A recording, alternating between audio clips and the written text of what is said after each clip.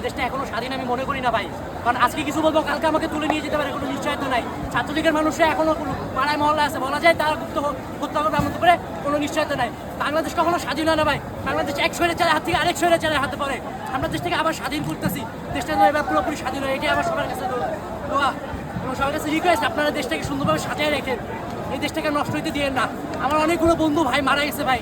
আমার বিশ্বাস করেন ভাই, রাবার বুলেট 2 জায়গায় লাগছে। যখন আমি 18 তারিখে মিরপুর 10-এ আমাদের কীভাবে হত্যা হচ্ছে জানেন? গোল চত্বরে আমরা দাঁড়ায় রয়েছি, ওই দিক থেকে পুলিশ গুলি করছে। আমরা কোনো রকম একজনের বুকে লাগছে।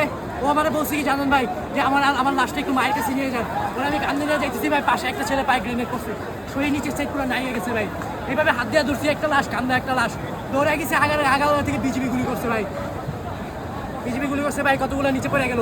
দৌড়ে আসছি আমরা সেনপাড়া থেকে ছাত্রলীগ চা পার্টির আমদানি আমাদের উপরে হামলা করছে ভাই।